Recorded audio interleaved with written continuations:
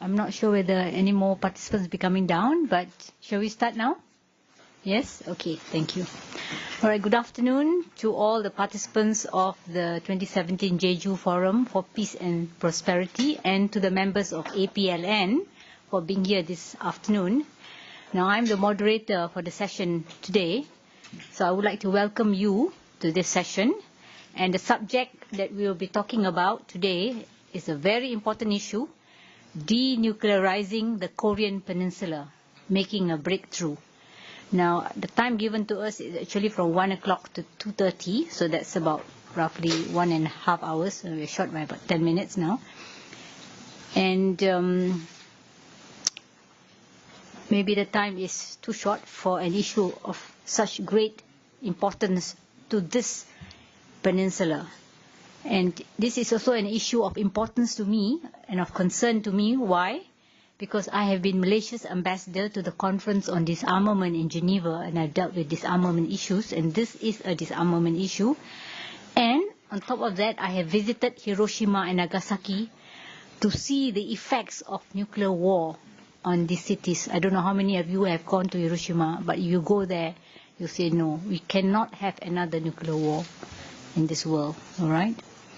So this discussion on this topic today comes at a time when the situation in the Korean Peninsula is becoming quite tense over the missile tests by North Korea and the reaction of the United States, South Korea, China, other countries in the region, and of course North Korea itself over this issue. So you open the newspaper, every day there's some story on missiles. It's either by North Korea or by the United States. This morning, for instance, US is building up their anti-missile defense. Now, as the APLN, Asia Pacific Leadership Network, is an organization that is focused on nuclear non-proliferation and disarmament, the current developments are certainly of concern to all of us. And the big question is, and this I will ask our panelists later, can we find a solution through our discussion today? Now, is a breakthrough possible? And if so, how do we go about it? Now, I hope you will come up with some good answers to this. Now, the threat of a nuclear-armed North Korea is destabilizing relations in Northeast Asia and poses a challenge to the global efforts to stop the spread of nuclear weapons. Now, academics will tell you that efforts to negotiate a settlement have to date failed. Right? That's why we're having all the problems now. And what are the efforts that have been made so far? The 1991 Inter-Korean Declaration on the Denuclearization of the Korean Peninsula. And on top of that, the 6-party talks that were held between 2003 and 2007. Now, the United Nations Security Council, which is a focal point at the UN, has issued numerous appeals and sanctions, but unfortunately to no avail. That's why we're having this problem still. Instead, we are witnessing the growth of North Korea's nuclear and missile capabilities, the ensuing strengthening of sanctions against it by various countries, and increasing military tension and the aggravation of inter-Korean relations with North and South. Right? So this session today looks into the pragmatic alternatives for achieving denuclearization on the Korean Peninsula against the backdrop of increased posturing by concerned powers. And of course, you know, these are the big powers. And heated controversies over possible further nuclear proliferation in the region. For all you know, your government, South Korea, may even decide to go on nuclear arms, you know, to counter North Korea. I hope not, touch wood. Yeah? So the deployment of new advanced defense system by the United States and even given North Korea the THAAD, you know, as you know. And the question is whether or not to redeploy strategic nuclear arms to the Korean Peninsula. So to discuss this very important topic, which actually was discussed just now at the plenary upstairs, we have 4 important members of the panelists. One is John Carson. Now, the CVs of our panelists today, they are all on the website. You can look. So I'm just going to mention their title in general. So John Carson is counselor to the Nuclear Threat Initiative, and he's, of course, an Australian.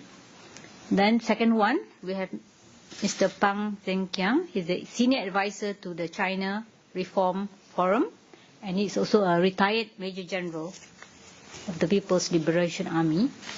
Then our third panelist is Peter Hayes. He's Honorary Professor, Centre for International Security Studies from Sydney University in Australia, and also at the same time he's Director of the Nautilus Institute for Security and Sustainability. And our last but not least speaker would be Yong Suk Ham, Professor at the Korean National Defense University. So, each of you will be given roughly 10 minutes, and we have our timekeeper there. And after that, maybe we can have a short discussion among ourselves, and then open the floor for Q&A for anybody to ask, comment, or whatever. All right? Or come up even with a solution. All right. So, shall we start now? John, can I give you the floor? You have 10 minutes. Thank you, Rajma, and good afternoon, everybody. Is a breakthrough possible? $64 million question. The fundamental issue, I think, is what does North Korea want? Why is Kim Jong-un developing nuclear weapons and missiles? Is he doing this for deterrence, or is he doing it for aggression? The only way we can find out is by engaging, by initiating talks. If the motivation is deterrence, then there would be the possibility of being able to find a negotiated solution by meeting those concerns. As DPRK sees the US as its primary threat, it's really only the US that can resolve DPRK's security concerns. So the US must be prepared to engage, but China's involvement is also very essential. The most realistic approach, in my view, is for the US and China to offer negotiations on a peace treaty. The reason I suggest this is that the current legal situation is that DPRK is in a state of war vis-à-vis other countries, the United Nations, as our friend Charles Sukan pointed out the other day. But there is currently an armistice, which is a three-party armistice between US, China and DPRK. So clearly these are the three principal parties, and the step that needs to be taken is to terminate the armistice and replace it with a peace treaty. The demand for a peace treaty has been a consistent theme from DPRK since Kim Il-sung's time. It's something, and in my previous life I used to be a senior government official. I've had dealings with North Korea over some decades, and a peace treaty is a very, very persistent demand. It seems to me that DPRK would be prepared to make significant concessions if it could secure a peace treaty, and this gives us a negotiating framework. The peace treaty, I think one of the problems here is that in the US there's a different conception of what a peace treaty is as against the North Korean perception. North Korea sees that a peace treaty is a document which would say the armistice is over and the parties are no longer at war, and they see that this would then be followed by a comprehensive peace settlement process, a series of negotiations which could take place over an extended period of time and would cover the whole range of things that you would expect to be covered in resolving what is DPRK's position in the world. So it would cover things like recognition, economic assistance, military confidence-building measures on both sides, and so on. So the US sees a peace treaty as being a package that covers everything, and therefore extremely ambitious and something that would take a long time to resolve. The alternative approach, which is, as I understand, is the North Korean position, is that the peace treaty would be a start of a process, an essential step towards a wider settlement. To secure a peace treaty from the US and Chinese sides, there should be a requirement clearly for a freeze on North Korea's nuclear and missile programs. Initially, there would be a freeze. There would have to be a verification process established to ensure that the freeze is maintained. And then when we get into the negotiation of all the other aspects that will be part of a comprehensive peace settlement, a comprehensive long-term peace settlement, on the table would have to be denuclearisation. That North Korea would have to be prepared to commit to denuclearisation over time as milestones are reached, and it would be part of the negotiation would be to define what are the milestones under which North Korean rollback of its programs would occur. But ultimately, if North Korea's security concerns are resolved, then it has no justification for saying it requires a nuclear deterrent. As part of the peace settlement, DPRK must also be prepared to give up its other WMD programs. So ultimately it must be prepared to return to the NPT as a non-nuclear weapons state, but we have to accept that this could take a considerable time to achieve. And also DPRK must be prepared to join the Chemical Weapons Convention and the Biological Weapons Convention.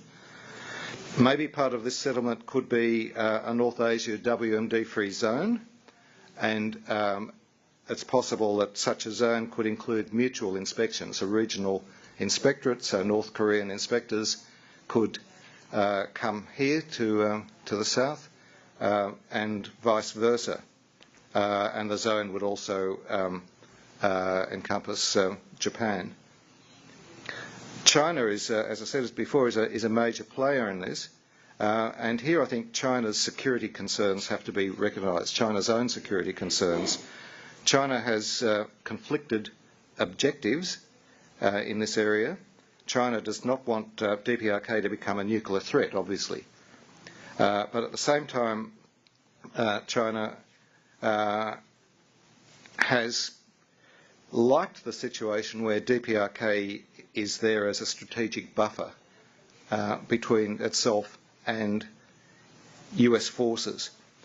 China wants to avoid the chaos of a collapse if DPRK regime collapses, but China is also ambivalent about eventual reunification because of the concern that this could result in US forces being able to operate right up to the Chinese border. And at the moment, China is very concerned about the deployment of ballistic missile defence in South Korea. So at the earliest opportunity, I think it's essential for the US to engage with China and to be prepared to talk through these concerns, these very legitimate concerns on China's part, and to reach an understanding on the future status of the Korean Peninsula under a range of possibilities, whether we have an indefinite, maybe permanent continuation of two states, or whether we move towards a confederation of some sort, one country, two systems kind of thing, which is a possible step, or whether there is reunification ultimately. That there needs to be a very clear understanding between the US and China on how the Korean Peninsula would look under these various scenarios, with things like forced limitation agreement, verification transparency measures, maybe a demilitarised zone. I mean, you could have a demilitarised zone that corresponds to the current North Korea, for instance. So an understanding between US and China as to what the deployment of forces would look like in the future, I think, is an essential part of an overall resolution. Finally, if DPRK refuses to talk, or if it violates agreements that are reached, then we have the problem that containment of a nuclear-armed North Korea, in my view, is not a long-term sustainable option. It's far too dangerous. The regional security situation will become increasingly unstable and dangerous. I think it's unlikely that either the US or China would accept an escalating nuclear threat from North Korea. So I think China and the US will have to talk very seriously about how to maximise pressure on North Korea, in the hope that if Kim Jong-un can't be persuaded against escalation, at least those around him may conclude that the greatest danger to the survival of the regime is Kim Jong-un himself. And on that note, I'll finish. Thank you. Thank you, John. You have highlighted some very important points on the issue of peace treaty, issue of Chinese concerns over North Korea, issue of reunification, possible reunification, and of course the position of the United States, which is a very important issue. Now, it is too bad that APLN doesn't invite North Korea to come. Now, if the North Koreans are here, we can hear their reaction right from the start. At the moment, we don't know what the reaction of the people would be, but anyway, we can just assume, right? So, but what is the important thing that is highlighted by John is talk.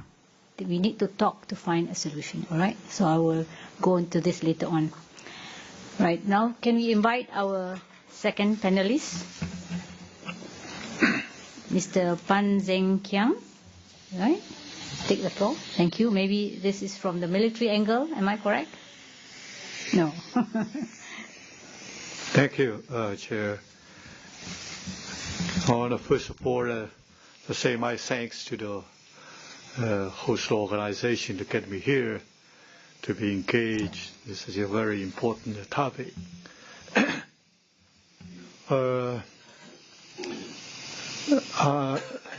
John has touched upon many very important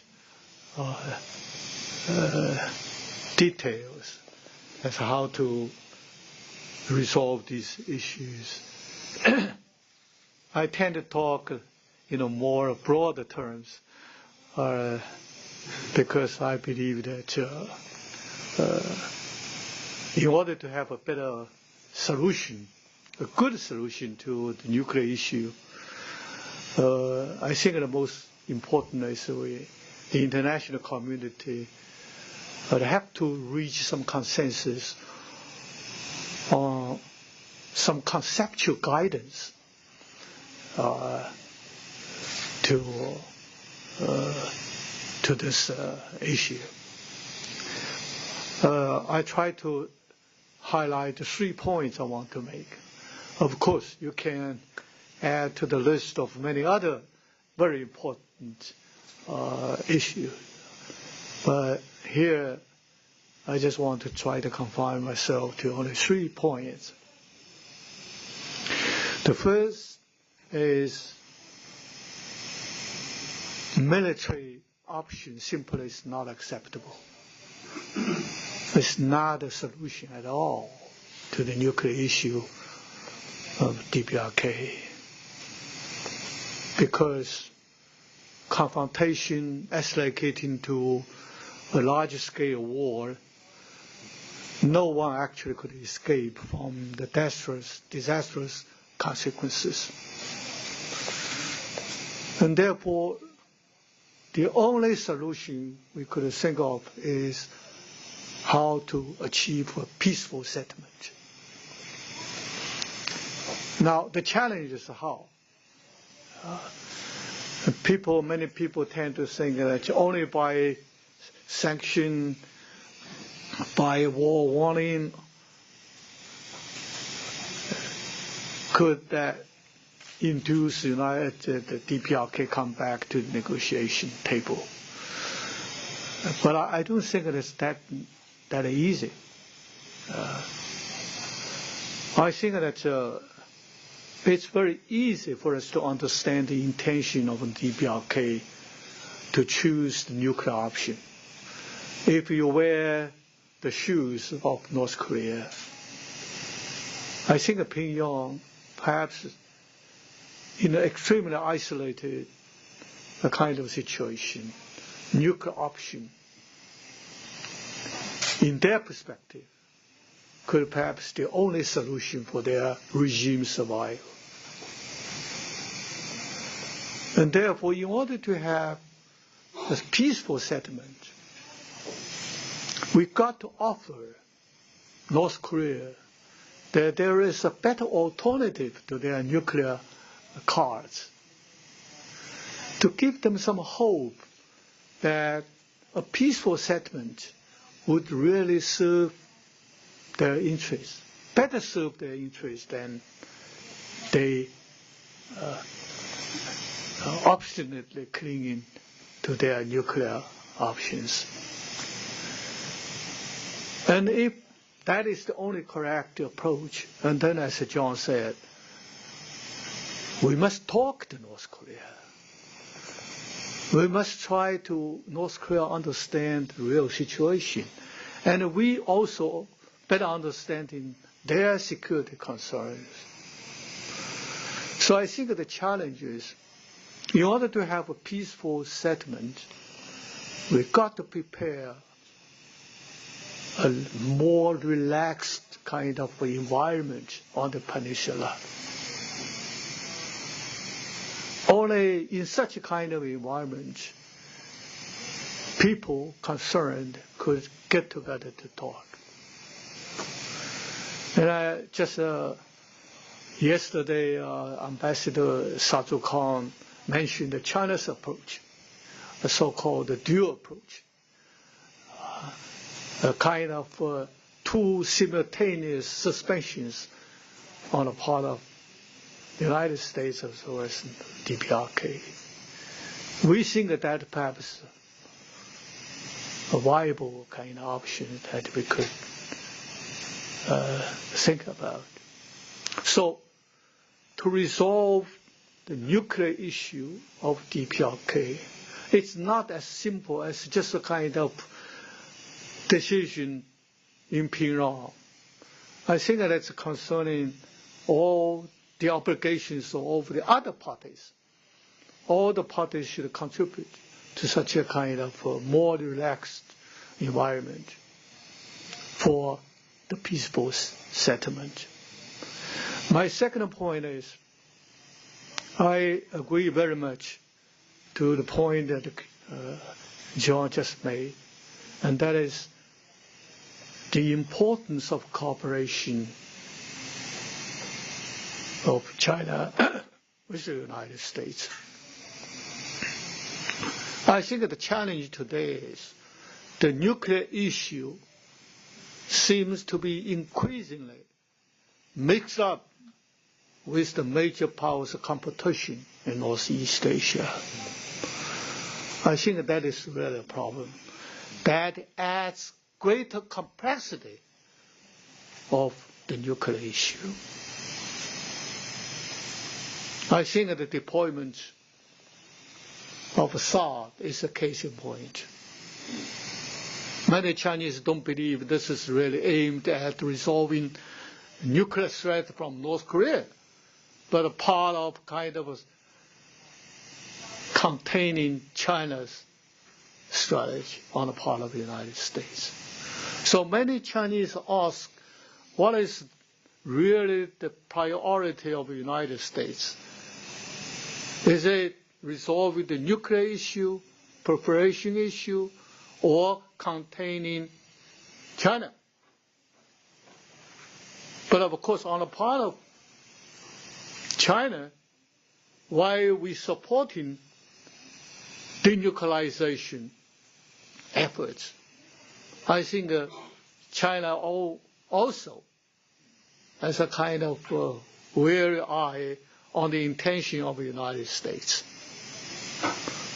And we said many times, nobody should make use of this nuclear issue to meet their own selfish interests at the expense of China's interests. So the situation could be much more complicated if the nuclear issue is mingled up with major powers' competition. That's why I think that to get a better understanding the nature of China-U.S. relationship is most important. If China, as China wishes, if this relationship between China and the United States could really head in a direction of what we call the new type of major powers relations, and then I think that this kind of understanding could serve as a basis for new relationship between the two major powers. I think that would work a long way towards resolving the nuclear issue. My third point is, it's not actually not as easy as just try to resolve the nuclear issue of DPRK, and then as if we have resolved the non-proliferation in Northeast Asia in general. I think one thing we should also notice, and that is, in order to remove and eliminate the real cause of nuclear proliferation in Northeast Asia, we must stress that all the countries should reduce the role of nuclear weapons in their security strategy.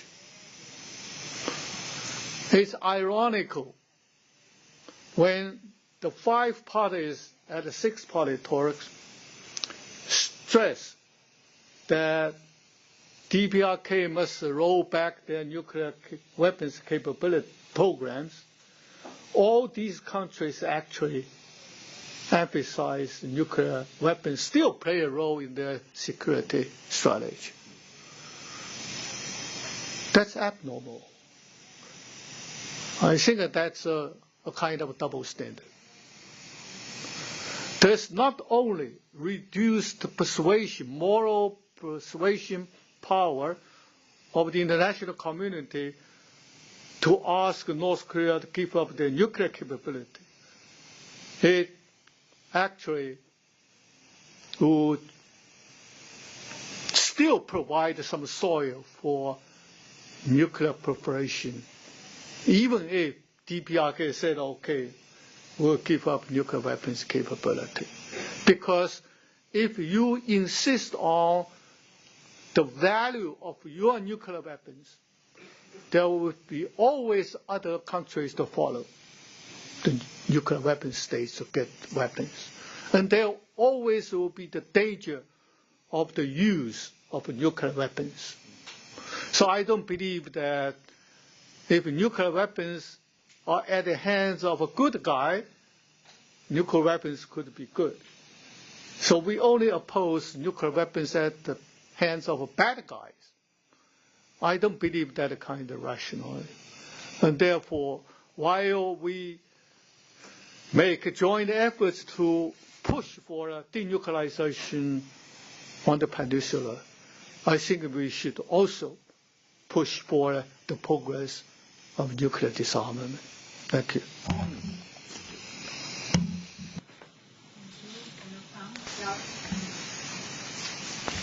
Thank you, General Pang, for your comments. Now, it's very interesting. Now, he's a retired military guy. I am a retired diplomat. But I was really pleased to hear him saying, let's find a peaceful solution to this. Let's talk. Because that's the role of a diplomat. Where and not a war. Right? Anything you do, it must be diplomatic, and you'll find a solution. Because if you go to war, this is military, then my God, the consequences are terrible. Right? So I'm really pleased to hear a former retired military person saying that let's do things the peaceful way. But at the same time, we have to take cognizance of the role of superpowers like China, United States, whatever it is. They are major powers. You have to take note, because they can do anything they like, right? Malaysia, for instance, we are upset with North Korea. We cannot do anything with North Korea because we are a small power. But United States, no problem. They have missiles and so on, right? So that also we have to take cognizance of in the diplomatic world.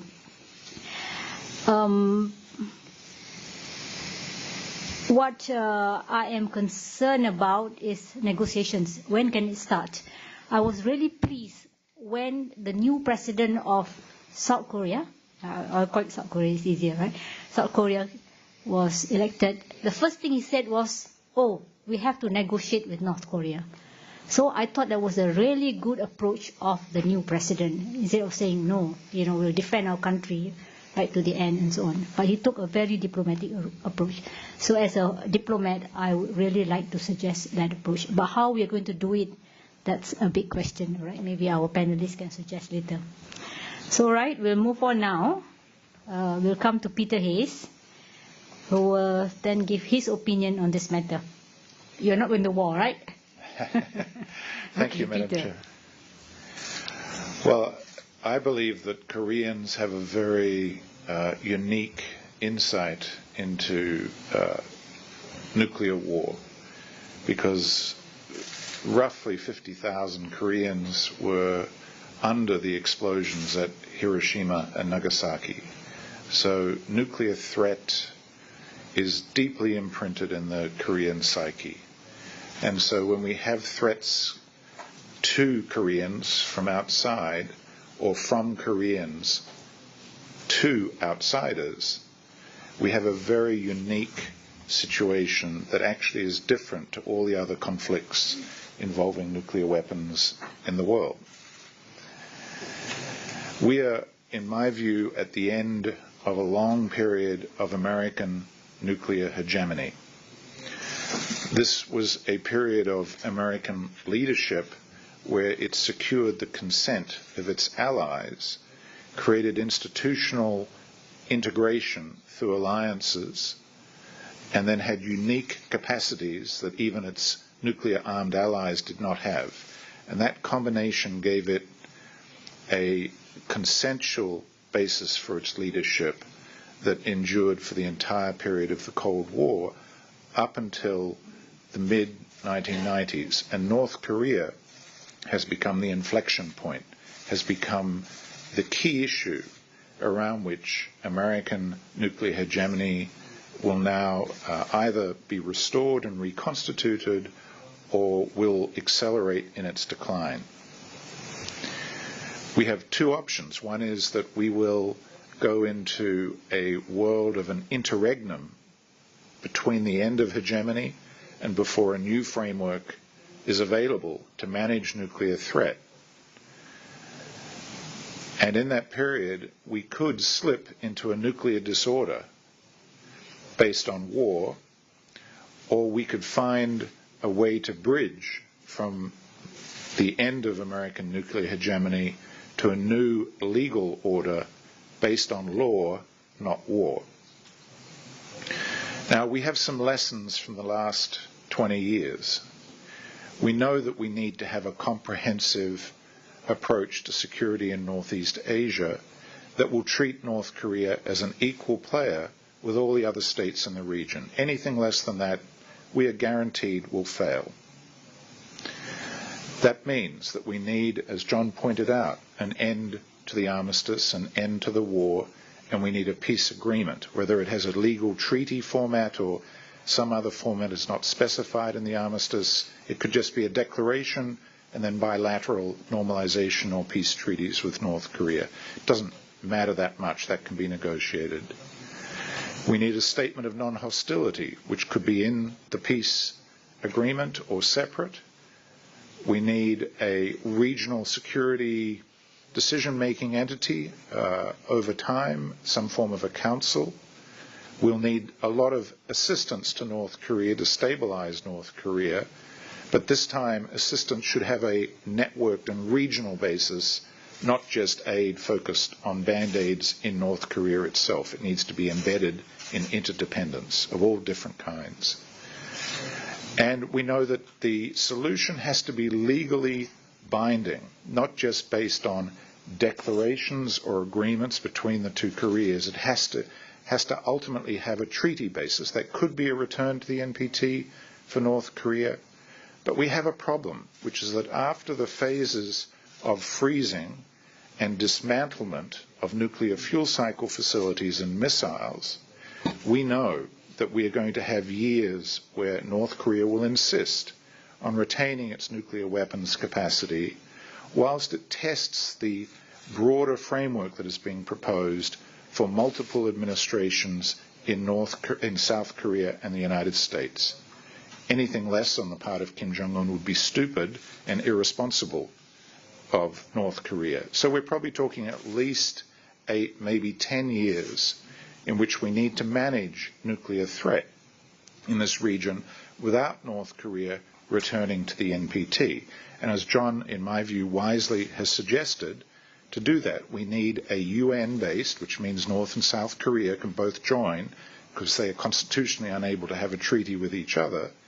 We need a UN-based regional treaty in which to manage nuclear and other WMD threats. And the normal way of doing that in the world system is a nuclear weapons-free zone. And that is entirely feasible for North Korea to join that at the outset and then come into compliance over time, using the same mechanism that was used in the Treaty of Latin America Nuclear Weapon-Free Zone, where Argentina and Brazil took 18 years to come into compliance before that treaty came into full effect. I'm not suggesting we wait for 18 years for North Korea, but it will take time. And this is a framework that would treat all threat, compellence threats and deterrence threats equally, whether they're by a nuclear weapons state against Japan or against North Korea or against South Korea. Nuclear threat is nuclear threat in this legal framework. So it treats North Korean nuclear threats in an equal way as the other nuclear threats. And again, as John suggested, against milestones of dismantlement over time, North Korea would gain the negative security assurances and other benefits of entering into a nuclear weapon-free zone in a way that is calibrated to the degree that it implements its commitments to come into compliance. Now, this is all very theoretical. It's all very fantastic in a sense, given the current real situation on the ground. How possible is it? My belief is that under President Trump, we make a huge error to think that his enigmatic approach to policy does not have a solid core. At the moment, we are stuck on the sound of a one-bladed scissor. It's like the hands clapping, one hand clapping, a very strange sound. We have a pair of scissors, coercive diplomacy, coercion and diplomacy, and it's only one blade at the moment. So we are all wondering, where is the other blade and what will it sound like? And the truth is, at the moment, that those of us who watch Washington very carefully are picking up signs that, in spite of the things that President Trump has said, that there is a deal in the making. And we'd be very, I think, unwise to dismiss President Trump, just as we'd be very unwise to underestimate the longevity and stamina and commitment of Kim Jong-un to proceeding down the armament path if some meeting of minds does not occur. In geostrategic terms, the critical issue will not be North Korea entering into the nuclear weapon-free zone and all the other elements of a comprehensive security settlement. The critical issue will be whether Japan enters into that zone. Because unless Japan enters into that zone, China will not support it. If China does support it, it will gain an immense strategic benefit, which is that Japan will have to give up its proactive use of what used to be called nuclear latency and is now called the technological deterrent, which is an implicit threat at some point in the future, remotely improbable as it is, to go nuclear in its own right. Japan, if it goes into a nuclear weapon-free zone, would have to give up the technological deterrent, as it's referred to in Japan, and this would have a major benefit in terms of the Sino-Japanese relationship, and in turn, in my view, would be highly motivating for China to really assist North Korea to come to terms with reality and enter into its commitments for a nuclear weapon-free zone. In this sense, North Korea has now become the pivot for U.S.-China relations in a broader sense. We face two possibilities in that end of hegemony interregnum period in this region. One is a very competitive U.S.-China relationship, a situation of flux, potential use of force, collisions, a high degree of uncertainty. The other is a concert, a cooperative approach, and a multilateral structure and a multilateral approach to managing North Korea and the other types of nuclear threats that, as General Pan pointed out, are too present, all too present, in both the relationships between nuclear weapon states and the perceptions and security context that the non-nuclear states in this region face. In thinking this through, at the moment, my sense is that South Korea, under the new president, has an absolutely critical and crucial leadership role. And by this I don't mean that it will be front and center in negotiating with Kim Jong-un on nuclear weapons. That will be, of course, impossible because, as was argued earlier, the main conflict is led by the United States and its allies against North Korea. They are the principal parties to the conflict, along with China and South Korea. So that doesn't mean that South Korea has to play second fiddle, but what it does have to do is play an intellectual role in formulating a plausible and realistic pathway through this incredibly complex set of issues that have to be resolved simultaneously and then sequenced in a set of reciprocal and interdependent steps that are actually in the common interest not just of the two Koreas, but of all the parties that are involved in the Korean conflict. And I'm reminded of a very famous saying by an American baseball player, which is that by Yogi Berra, which is, if you don't know where you are going, you might not get there. That's an enigmatic statement in English, difficult to translate, I apologize. But my point is that if we just try and do what we did under the agreed framework, which is incrementally negotiate with North Korea, one step at a time, and then force them to capitulate and give up all their weapons and go back to the NPT, we are doomed to failure.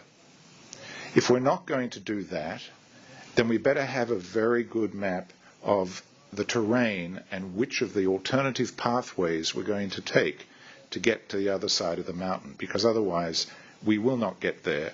And as Yang Ziyu said in a very eloquent piece, Yang Ziyu was one of the key Chinese negotiators in the six-party talks in Beijing. He wrote a piece last week where he said he didn't think that if there wasn't a breakthrough that we'd end up at war, because we've had the sound of a one-bladed scissor, armadas of aircraft carriers heading south and bombers flying around, sort of going nowhere on the American side at the moment. But we've also had a very profound silence in North Korea. Of course, there are fireworks, missiles going off, big deal. The really profound silence is that there has been no nuclear test since it became clear that President Trump would be elected as president. And that was a choice that Kim Jong-un has made and he has continued to make. And so, to me, the real issue at this point is, as Yang Ziyu put it, we're not going to go to war. I'm not actually worried that we're going to go to war unless someone does something really silly and we have an inadvertent escalation, which is always possible but not likely. What is worrisome is that we're going to have endless brinkmanship, endless confrontation if we don't actually resolve it, and that just is really, life is too short. We need to actually get a breakthrough so that the real process of rapprochement and reunification of the 5 million divided families in Korea can commence, and that the situation on the ground in North Korea can improve so that people are not suffering in the way they do every day because of this silly nuclear issue.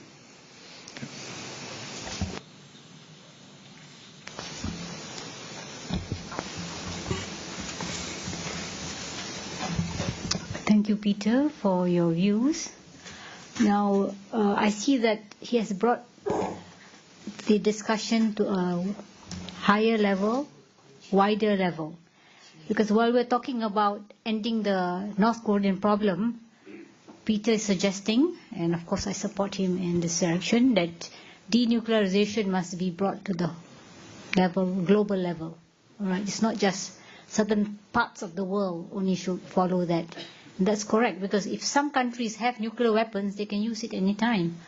So our main aim is to denuclearize the whole world rather than just the Korean peninsula. But of course we have to solve the Korean problem first, and then we'll bring it up to a higher level. And it's definitely not an easy, because I have been in the Conference of Disarmament, I have been even the president of the Conference of Disarmament. It's not an easy job. That time we had the Iran issue and so on. Every country have their own reasons why they are doing certain things, and they will protect it right to the very end. So it's not an easy solution. But anyway, we must not stop trying, right? Whether from the diplomatic level, or from the general level, or from the academic level. All right. So now we'll move on to our fourth participant, Mr. Yong Sun Han. Unfortunately, we were not able to discuss because you just arrived, right? So we were not able to discuss this issue together. But anyway, let me hear your views for the first time. Thank you. Thank you, Chair. I handed in my paper titled "In Search of a New Alternative to the Moribund 6x Talks," because the 6x Talks has been dead for 10 years. When you say to resume this, we cannot give remedy to the North Korean serious nuclear issue, because North Korea is claiming that they reached nuclear weapon state. So the starting point for negotiation is for others to acknowledge the status of a nuclear weapon state. So I think to realize the seriousness of this situation, we have to admit two things. Jonathan Pollack, American scholar in Brookings Institute, 6 years ago he wrote about no exit of North Korean nuclear problem. North Korea is now uncontrolled, speedy, approaching the nuclear weapon state, now claiming, Kim Jong-un is claiming nuclear weapon state. That's one. And Kim Jong-un himself claiming they reached the nuclear weapon state. So starting point for negotiation is acknowledge North Korea as a nuclear weapon state. Will United States acknowledge North Korea as a nuclear weapon state to reach peace treaty with North Korea? If you want peace treaty, please acknowledge North Korea as a nuclear weapon state. Very serious. Nuclear non-proliferation treaty regime has been undermined by North Korea claiming nuclear weapon state. North Korea entered NPT regime and pulled out of the NPT regime, and then again entered and then exit. So North Korea is, in fact, not a member state of NPT. They claiming nuclear weapon state. They are having now 10 to 30 nuclear weapons now. Why don't you acknowledge North Korea as a nuclear weapon state? So we have to say that whether not to allow them to be called as a nuclear weapon state, we have to have some serious measures. Or we have to acknowledge North Korea as a nuclear weapon state out of the NPT regime, and then we have to write a death paper to the NPT regime. What will you choose? So it's very challenging now. So I analyzed 3 times of negotiation in the Korean nuclear negotiation and Geneva Agreed framework, and then 6-5 talks, all failed. Why? To make a breakthrough in this, denuclearizing North Korea, we have to reach an agreement. Breakthrough for what? The goal. Other parties should agree to what is denuclearization means. What price, what penalty we have to give to North Korea. We have to agree on that points. Without agree on the goal of denuclearization, we cannot make a breakthrough. We all repeat the failure of past failures. There's a Korean saying, if you try 3 times, fail, is forever fail. Right? 3세번. 3번에 끝났어요. 예. No other trial in Korean saying. So we have to be very serious to make a breakthrough. For what? Denuclearizing North Korea. Through what? So we have to acknowledge that we failed in the 3 times of trials in the past. Why? First one, goal was different among 5 members or in international society, right? Let's say United States, during the Geneva Agreed framework, before the start of negotiation, United States was very strict. This time, forever denuclearization. But once entered the negotiation, United States was satisfied with halfway solution, just freezing, leaving the loopholes by not asking the past activities transparent. Why? United States changed the administration and inconsistent in their North Korea policy. And then U.S. negotiator was not serious enough. Why? They negotiated with North Korea with other countries' money. Let South Korea and Japan and EU pay for the agreements, the halfway agreements, right? It was not dismantlement of nuclear program and facilities, just freezing, and then pay, South Korea pay, and China, in 6-5 talks, they were serious in the beginning, but they say dialogue is better than nothing. Dialogue is better than war. And then try to lower U.S. bar, U.S. goal to, agree on freezing and rewarding. North Korea, after 6-5 talks agreements, in Rodong Shinmun, they say that we were successful in freezing versus reward pattern. And South Korea changing priority, sunshine policy from hardline policy to sunshine policy and to moonlight policy, something. South Korea changing priorities, and Japan and Russia so passive. Japan is claiming some,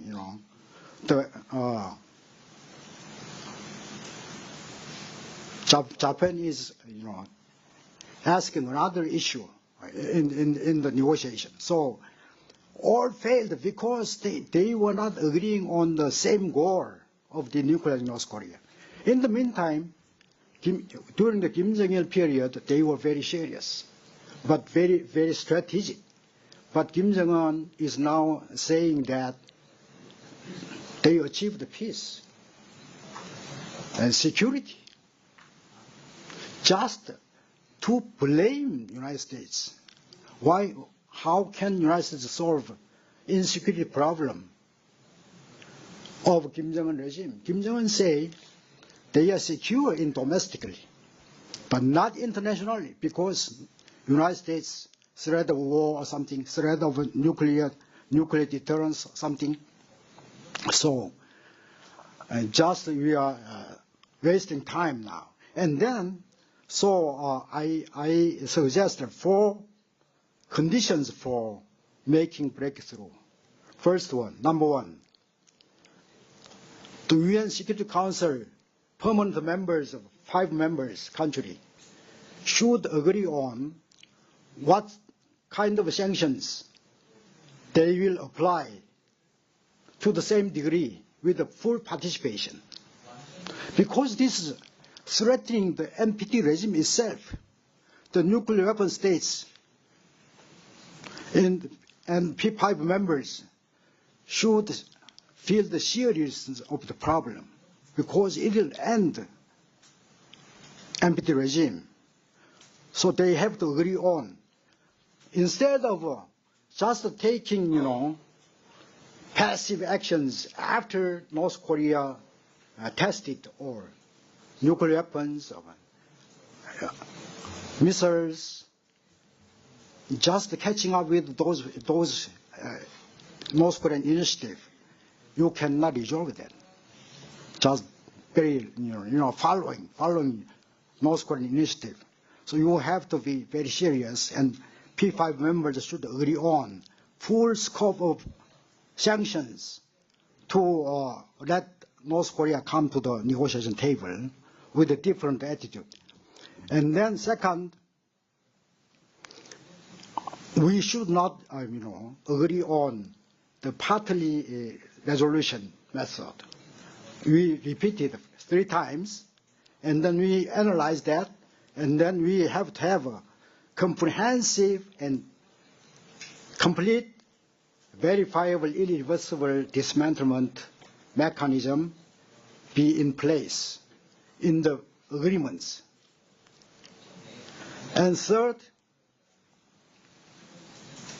we have to suggest to North Korea that we have full kinds of sanctions, lifting sanctions conditional upon North Korea's step of denuclearization. In the negotiation, we could, enter some kind of security assurance mechanism in there, but it should not give, in free hand to them. And fourth condition could be, how can you organize P5 members and South Korea and Japan and North Korea, a kind of 8-party talks instead of 6-party talks. That's my last suggestion. Thank you.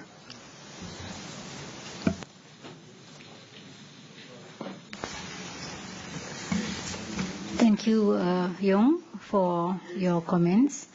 Now, he is professor at the Korean National Defense University. So what he's giving is, of course, an academic perception of what's happening, whereby he would have to see the role to be played by all parties. That's why the 6-party talks have not succeeded, and now he's suggesting an 8-party talk. So maybe we can focus further on all these issues based on some of the questions that have been raised by Mr. Tillman, because we had discussed this, and he gave me some questions that should be asked on the floor. And of course, Tillman is, of course, one of the conveners of the APLN. So, of course, he's got that perception of getting a nuclear-free world right, where there will be no nuclear war and so on. So I will pose these questions to our panelists. So whoever wants to answer first, just put up your hand, all right? And then the others can follow after that. First question. What is at stake for the major players? For North and South Korea, for China, for Japan, for Russia and the US. And these are the countries that are linked to this problem of the North Korean issue. So what is at stake for the major players on this issue? Anybody wants to answer first? Yes, please. I'm happy to start. The principal problem at stake now is the risk of nuclear escalation. We have a nuclear weapons program that is growing rapidly, and North Korea is making very threatening statements to go with that program. What's at stake is destabilisation of the region, potentially leading to other countries also seeking nuclear weapons as to offset the threat from North Korea, and ultimately ending in the risk of war, whether intentional or through miscalculation or accident. Yeah. Well, you know, if the North Korean issue is not solved, other countries will soon start going the nuclear way, because they say, oh, this is the way for us to survive and for us, you know, to gain an upper hand with countries like the US and so on. So it's very dangerous that we allow this issue to continue and for the North Koreans to. So there must be some way for us to find a solution. That's the reason why this forum today, this afternoon, is saying finding a breakthrough, finding a solution. Okay, now, second comment. Thank you. I think that among all these major players around the DPRK nuclear issue, China's attitude is most clear, predictable, and consistent. China has been calling for peaceful settlement and is making strenuous efforts try to get all the parties concerned together to that end. I think that the uncertainties, however, are with the United States and South Korea, since these two countries now have new leaders. President Trump said many nasty words during his campaign for election. But of course, this is a campaign language. What kind of policy he really wanted to pursue, or just receive the legacy of Obama, or he really wanted to moderate, modify, or even change the policy. I think that still there are a lot of uncertainties. But the role of the United States is so important. And South Korea also, Peter has said, South Korea is going to play a more, or even a pivotal role, a crucial role,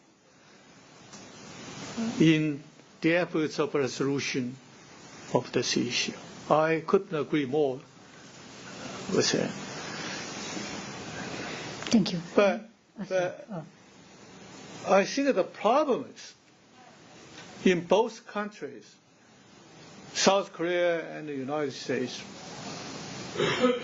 there is a kind of strong domestic constraint to both of these two presidents. I could sense that in Washington, there seems still a kind of hate North Korea sentiments.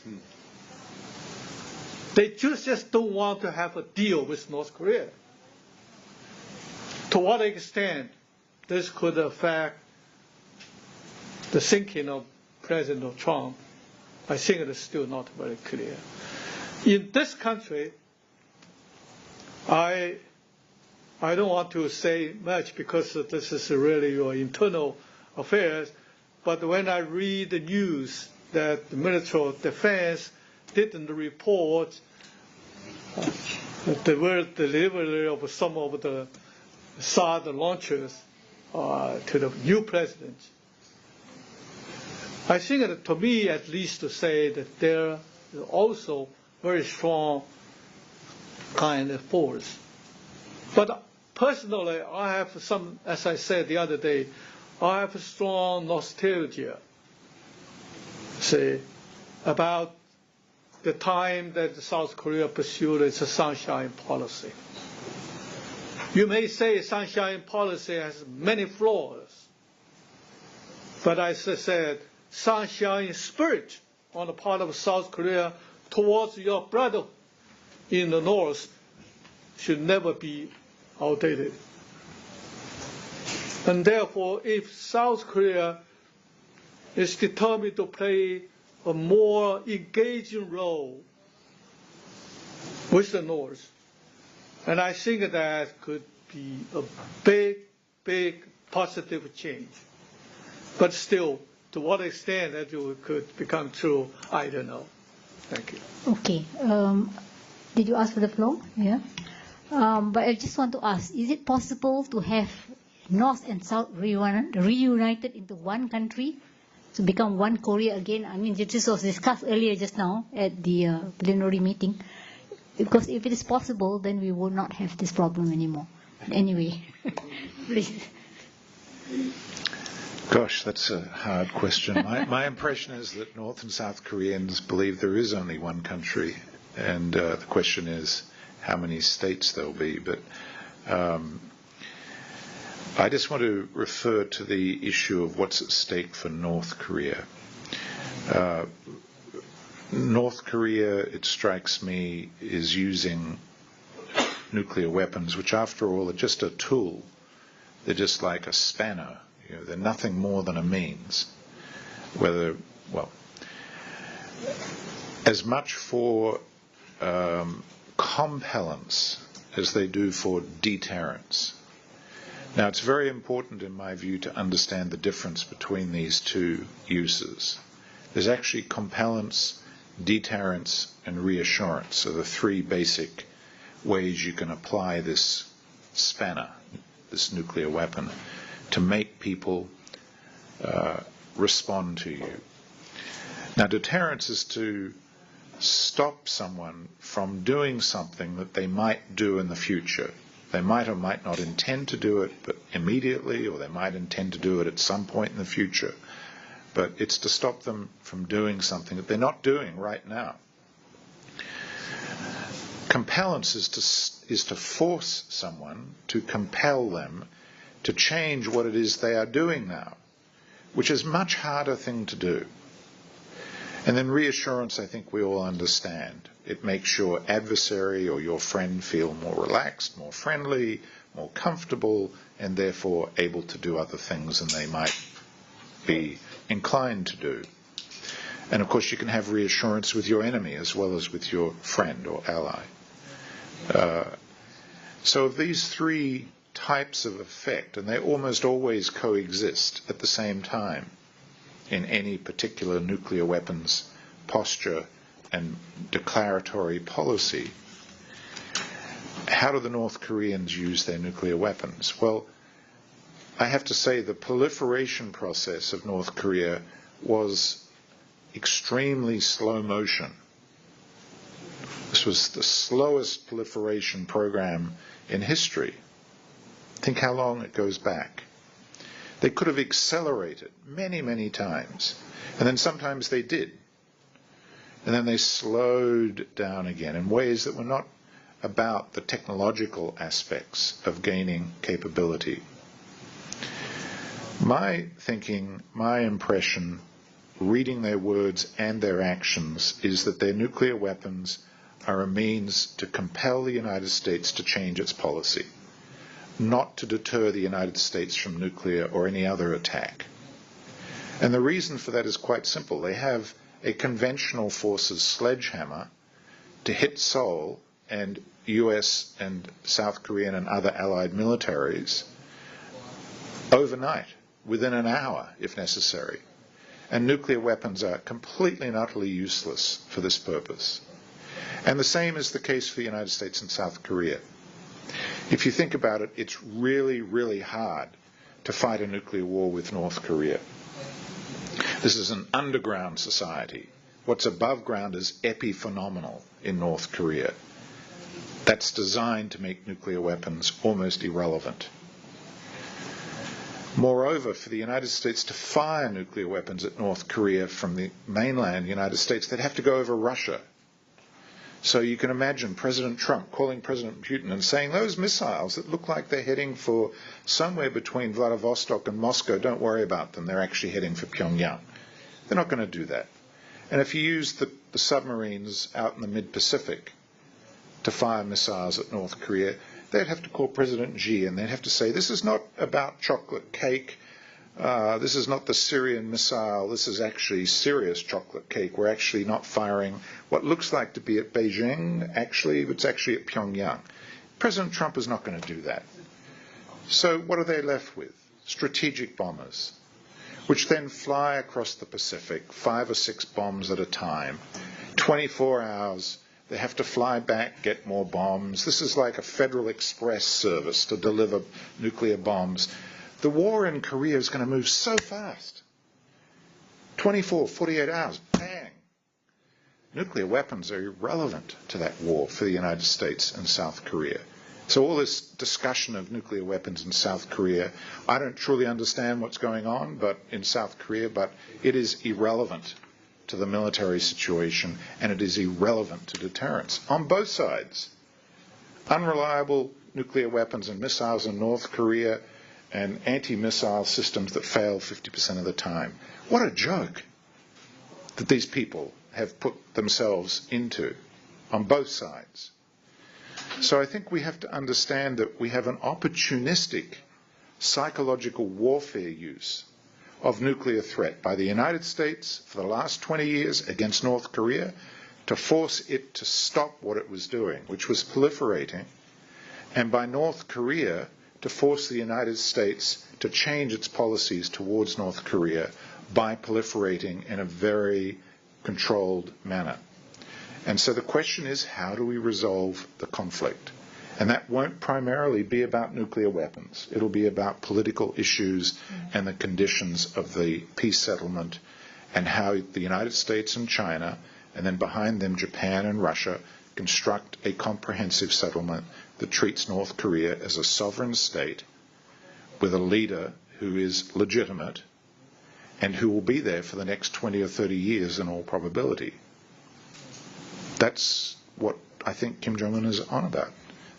Yeah. Sorry, I spoke for too long there. Yeah, I think these countries are using nuclear weapons as a deterrence, especially the big powers, right? To control other countries, especially smaller countries that are against them. Anyway, Yung, maybe you want to have the floor too before I open the floor for Yes, I think we have to understand North Korea very precisely. If you apply theories and concepts about deterrence and assurance, something compellence to North Korea, you are kind of misleading. In developing nuclear weapons in the 1990s, that kind of reasoning worked. But after Kim Jong-il and Kim Jong-un regime, continuing the Kim family, identifies themselves as a country. So they don't, in the military first politics means achieving nuclear weapon state at the cost of other people, entire North Korean people. So once they achieve already nuclear weapon status, and then they resolve the regime insecurity problem. That's the problem. So in thinking about the threat of war or something like crisis escalation, we have to avoid the universalization of other countries' case, advanced nuclear weapon state. This is very peculiar regime. They identify themselves as nuclear weapon state and lead themselves. So we have to understand it. They will be very afraid of the break of war, because it could mean the end of their regime. So, but they are not afraid of reaching the crisis level, because they don't have something to lose, anything to, yeah. But other countries have many things to lose in the case of war. So they are just a verbal threat of war until the moment of the breakout of the war. So we have to utilize this kind of psychological, as Peter said, you have to neutralize that kind of psychological escalation done by North Korean leader to give some indication to how to resolve the crisis. But we have to see it is very difficult to denuclearize them with a kind of sensible and rational approach. Very peculiar system, we have to acknowledge. Thank you. I think I have to open the floor for comments or Q&A, and please identify yourself. And later, John, I would like to ask you to comment, are we reaching any breakthrough from this session? Right? Yeah, later for John. I'm just telling him in advance. So, okay, please identify yourself and comment or question. Put this on. Would you mind turning it on, please? Oh, is it working? Yes, yes. Not as strongly as I expected. Well, let me ask my question in English. Well, I don't believe in the NPT. Look at what's happened in the past few decades. India, Pakistan, Israel, and now North Korea have gone nuclear, and they are not going back.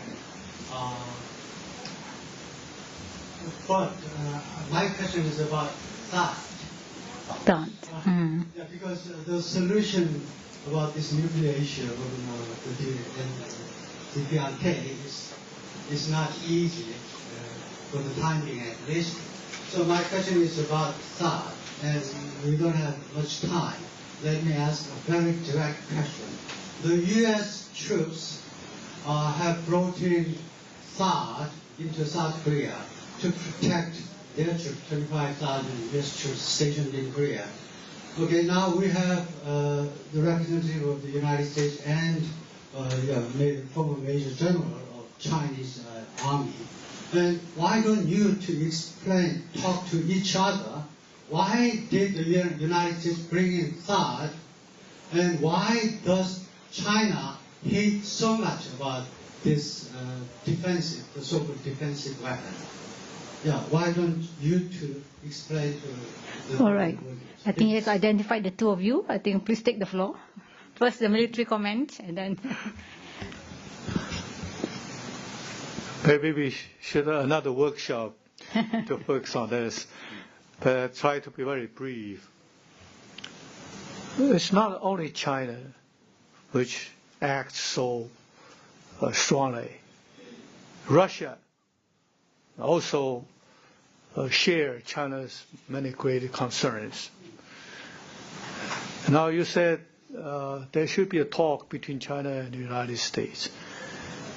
And my knowledge tells me that we did actually, and we have been engaging the United States on this issue. And we said very strongly why we are so much against this kind of deployment. Because from a technical military point of view, it makes no sense to deploy such kind of air defense, you see, so close to China to cope with the so-called threat from North Korea. You see, the United States has many other more efficient kind of means to deal with that kind of threat. Okay.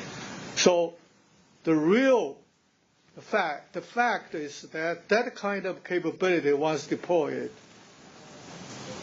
could jeopardize the security of our strategic force, as well as the strategic force of Russia. And that's why we said this is not against North Korea so much as against China. So I think that this issue is not over. We still have been engaging with the United States, as well as with the new president here of South Korea, and see how to bring this issue to a solution acceptable to all the parties concerned. So this is not a defensive, I should say, defensive system. You see, this now looking at the nature, the function of the radar. This is a kind of system. Okay, we'll give the floor now to Peter. Sure. Technically speaking, THAAD has a 108-degree radar fan. You'd need a bunch of THAADs to actually have any real coverage of the South Korean peninsula. It's easily overwhelmed by North Korea firing multiple weapons using decoys.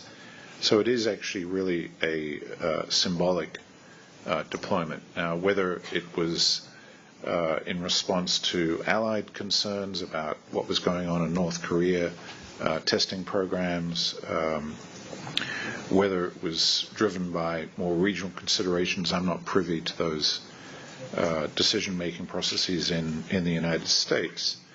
But the radar system, whilst it has some but very, very limited military utility in Korea itself, does link into a broader regional system of radars designed to pick up and then shoot down longer-range missiles, including those systems that are based in Alaska, the Aegis destroyer radar systems, and the data that feeds into those actually, ironically, is picked up from satellites, the downlink of which goes to Central Australia, to Pine Gap, back to Colorado, and then the data is fused and sent back to Korea, Japan, and to the ships for targeting purposes. So there is actually an Australian linkage in all this. My own view is that the politics of this is partly driven by the alliance, Seoul, Washington, and it's partly driven by a desire to put a blowtorch to the feet of China in terms of threatening its strategic interests and therefore increasing the stakes with respect to North Korea and it playing a stronger role from the American perspective on North Korea. I don't think that was just happenstance, and there is some validity in that strategy if it's a two-bladed scissor that has diplomacy as well as coercion. We still are waiting for the diplomacy part to come into action. Okay, thank you. I think Yong has requested for the floor too. On that issue, I think South Koreans has a low voice, right? But I closely followed, as a defense expert, I closely followed the debate between former Soviet Union and United States on missile defense. And then they reached the ABM Treaty and others to prevent, the technological development of a missile defense system to ensure the nuclear parity and deterrence. But I think China is kind of taking free ride by not decreasing their offensive missile capabilities, just meddling in South Korea. Don't accept that defensive missile capabilities. If they really want United States restraint on missile defense capabilities to deploy on South Korea or Japan, they have to reach some arms control agreement of offensive missile capability first. But their offensive capability didn't reach enough to have negotiation with the United States.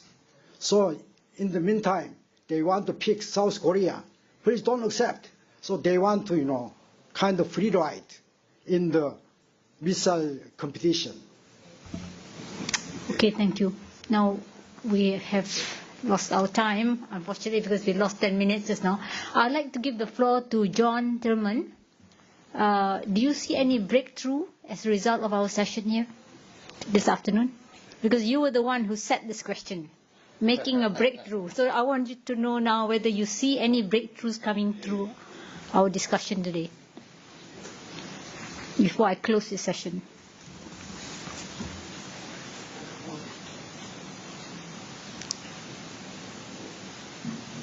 It's very difficult to make a very full summary of my reflections on this, as I was absent for a good deal of the time, I'm afraid, had involved in other commitments.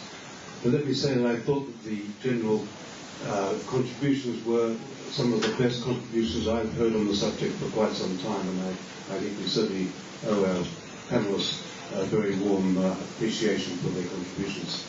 Okay, thank you. Anyway, it will all be recorded, whatever the... Unfortunately, we can't give the floor anymore to any more questions, so I have to wind up the session.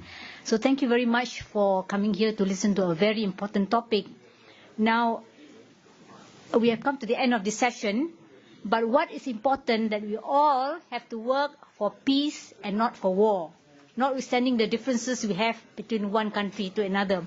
Now, as a career diplomat, I've always advocated the principle of jaw and not war, in trying to find a solution to any problems. So the same with this. Now, the adage that I'm always fond of telling people, diplomacy is the front line of defense. It is when diplomacy fails that force steps in. So I have to be at the front and he, the military, behind me. It's only when I fail that he comes in. But so far, for instance, in Malaysia, we've never had war because the diplomats have been doing their job. So there you are, and I hope that the same will go for North and South Korea. All right, thank you very much for your participation. Oh, yes.